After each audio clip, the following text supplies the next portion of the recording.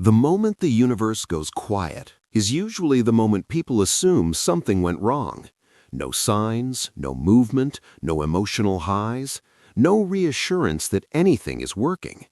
And because the mind was trained to associate noise with progress, silence immediately gets labeled as failure, as delay, as stagnation, as if something important stopped. But this interpretation is backward. In every intelligent system, silence is not absence. Silence is stability before reorganization. When reality is preparing to shift, it does not get louder, it gets calmer. Feedback fades, friction disappears, emotional charge flattens. Not because the process ended, but because it completed internally. The problem is not the silence. The problem is that most nervous systems were never taught how to trust completion without stimulation.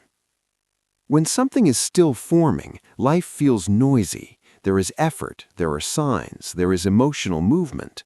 You feel pulled forward and pushed back at the same time. That friction exists because probabilities are still competing. Nothing is decided yet. But when a system reaches coherence, competition collapses. There is no longer anything to negotiate. And when negotiation ends, interaction ends. This is the moment the universe goes quiet, not because it stepped away from you, but because it no longer needs your input. The decision has already been made. What remains is translation into form. And that translation does not require effort. It requires time without interference. The human mind struggles here. Silence feels unsafe. The nervous system tightens slightly. Attention starts scanning. The question appears quietly but persistently. Should I be doing something right now? That urge feels responsible. It feels mature. It feels like staying engaged. But physiologically, it is control trying to replace coherence. The body is searching for orientation because it learned to rely on stimulation to measure progress. When stimulation disappears, it assumes danger. This is why people interrupt the quiet phase without realizing it. They go back to effort. They check alignment. They restart techniques. They try to generate emotion again. And the moment they do, the silence breaks. Noise returns. Waiting resumes. Not because the universe punished them, but because they reintroduced ambiguity into a state that was already resolved. From a quantum perspective, silence appears when the field no longer needs information from the observer. The probability path has already been selected. Nothing is being reconsidered. Nothing is being delayed. Nothing is being tested. The system is simply reorganizing the most efficient way for the selected outcome to appear.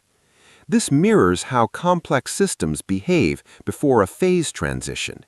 Right before a major shift, activity slows, fluctuation decreases, the system stabilizes briefly, then the entire structure reorganizes suddenly. This is known as critical slowing down. Life behaves the same way. The quiet phase is not empty space, it is compressed certainty. Most people misread this phase because they were conditioned to equate effort with value. If something matters, they believe it should feel intense, focused, emotional, active. So when the system becomes neutral instead, the mind assumes motivation is fading or alignment is lost. But neutrality is not disinterest, it is resolution.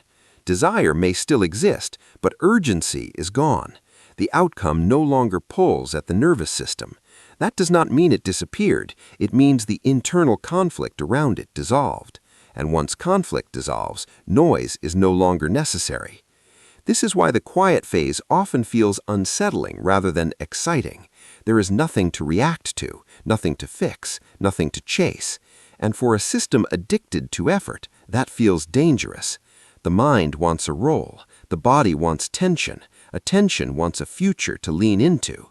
But the quiet phase is not asking for participation, it is asking for restraint. It is asking whether you can remain stable without feedback, whether you can stay present without proof, whether you can tolerate stillness without filling it. This is where most shifts are either completed or interrupted, not because of doubt, not because of fear, but because of impatience disguised as responsibility. People believe they are staying aligned when they reintroduce effort. In reality, alignment does not feel busy. It does not feel active. It almost feels boring to the part of the mind that equates movement with safety. That boredom is not a lack of progress, it is the absence of resistance, and resistance is what kept the system noisy in the first place. When the universe goes quiet, it is not withdrawing support, it is signaling that the internal work is done. The selection has already occurred. The only variable left is whether you will interfere before the external world catches up. This is why silence feels like a threshold, not because something is about to be taken away, but because something no longer requires effort to arrive. The quiet phase is not something to escape, it is something to protect. If your life feels unusually still right now, not bad, not good, just quiet, that is not a pause, that is not delay, that is not a mistake. It is a checkpoint, a moment where reality stopped asking questions, and what happens next depends entirely on how you respond internally. If you rush to fill the silence, the system reopens uncertainty. If you allow the silence to remain, the system completes its reorganization. The universe does not announce transitions, it does not count down, it does not send alerts. It withdraws noise when a decision has already been made. And the quieter it gets, the closer the shift is. This is the paradox most people miss. The moment you feel most tempted to do something is often the moment when doing nothing is required. Not passively, precisely. Silence is not empty. Silence is decided. And learning to recognize that is the first step to letting the shift lock in fully. The silence itself is not the problem. What matters is what the silence exposes inside you. When the universe goes quiet, the external world stops giving feedback and the internal system is suddenly left alone with itself. No signs to interpret, no momentum to ride, no emotional highs to reassure you that progress is happening. And in that absence, something very specific activates. The nervous system begins searching, not loudly, not dramatically, quietly. It looks for orientation, for confirmation, for something familiar to hold on to. This is where most people unknowingly step out of coherence. From a biological perspective, this reaction is automatic. The human nervous system evolved to survive by predicting what comes next. When the future becomes quiet, the prediction loses its reference points. There is no data, no timeline, no signal, and without prediction, the system feels exposed, so it reaches for control. It revisits intentions, it checks alignment, it wonders if something was missed. None of this feels like fear, it feels like being responsible. But underneath, it is the same survival loop, the body trying to regain certainty by re-engaging effort. This is why silence feels uncomfortable, not because something is wrong, but because something familiar is gone. The familiar struggle, the familiar tension, the familiar sense of doing. Effort has been mistaken for safety for a long time. When effort disappears, the system interprets it as loss of control, and control is what the nervous system uses to feel safe. This is the hidden challenge of the quiet phase.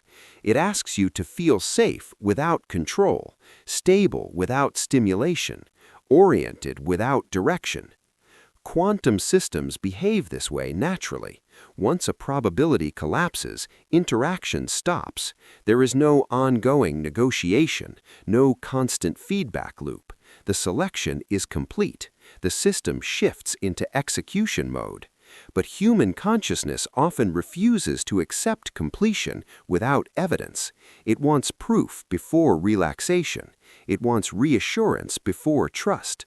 And this demand for reassurance is exactly what reopens uncertainty. When you check to see if it is working, you imply that it might not be. When you restart effort, you imply that something is unfinished. When you search for signs, you imply that selection has not occurred.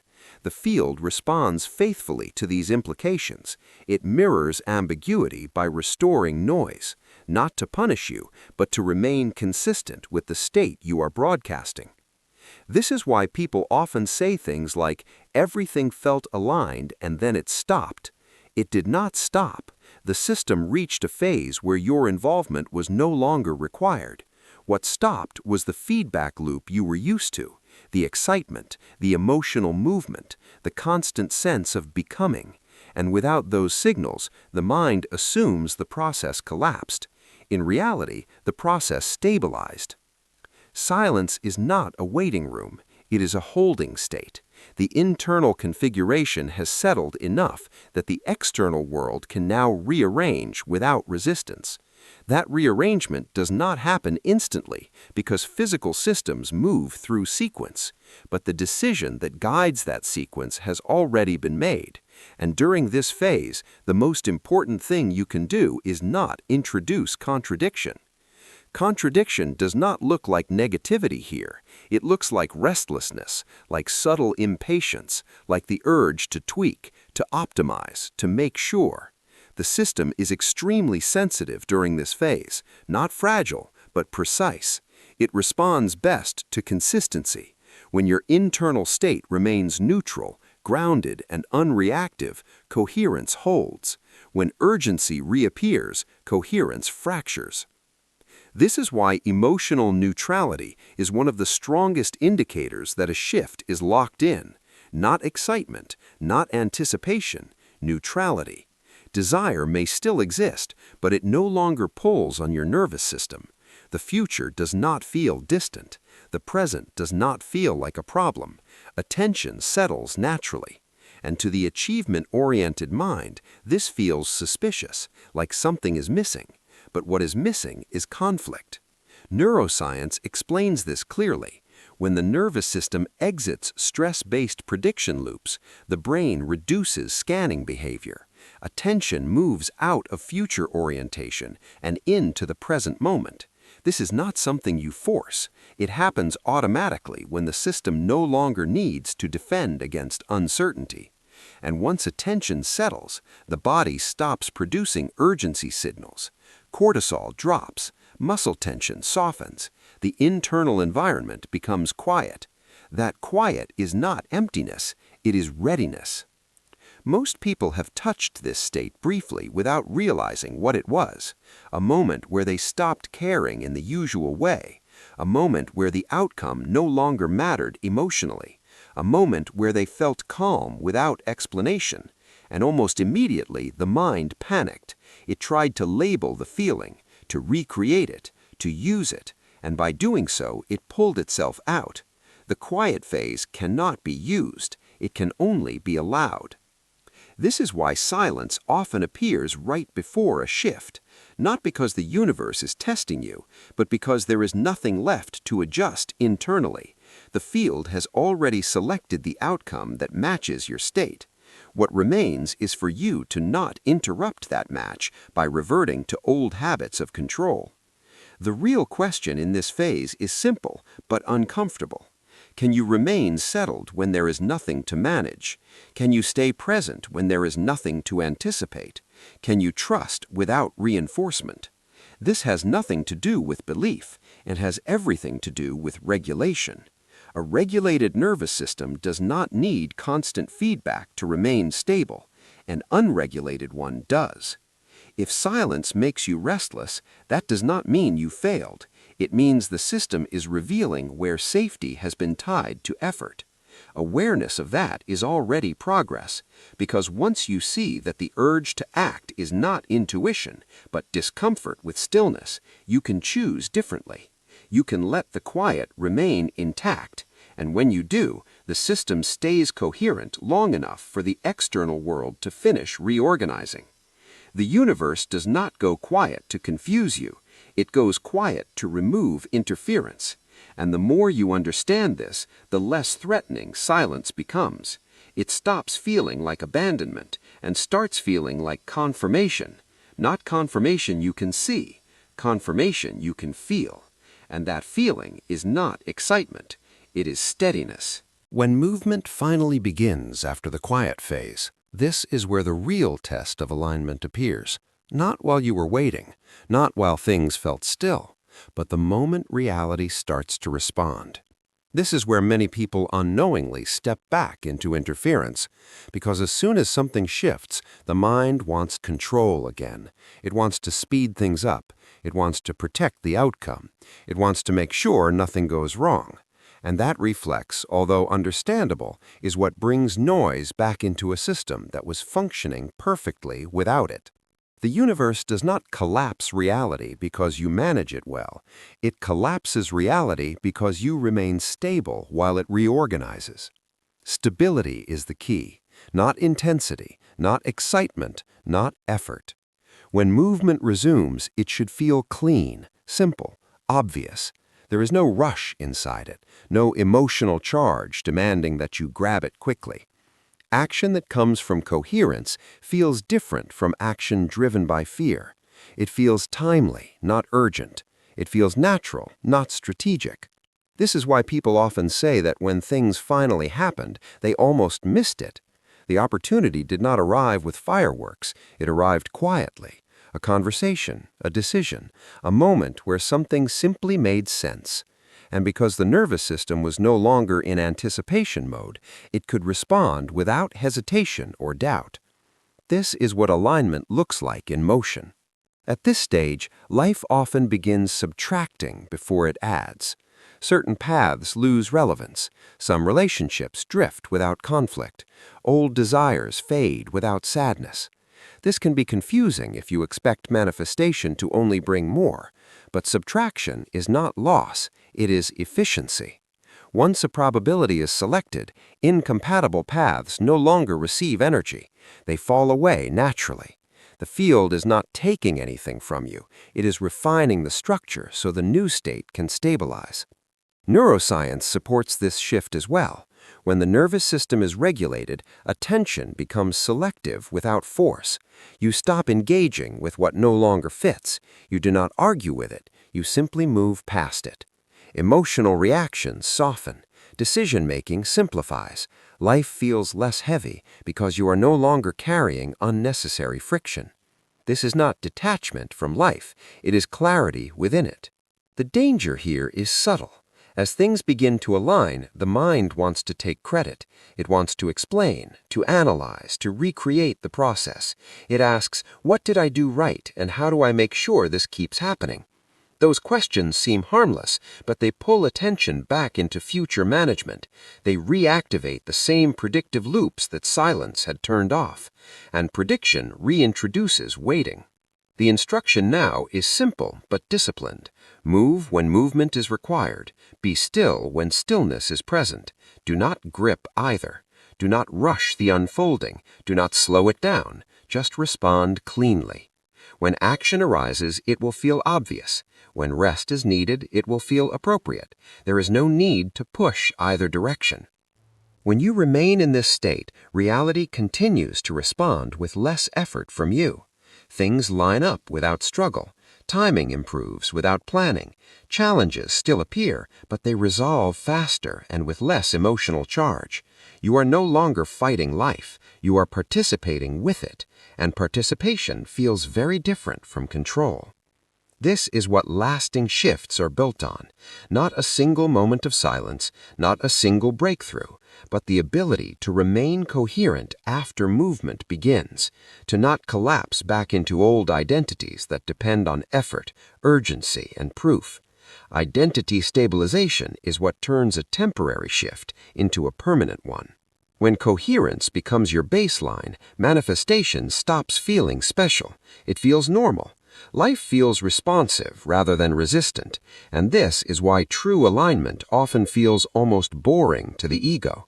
There is no drama, no obsession, no emotional dependence on outcomes, just a quiet certainty that things are unfolding without needing supervision. If you notice that things in your life have started moving gently, efficiently, without noise, do not rush to label it. Do not rush to optimize it. Let it continue. Let the system complete its work.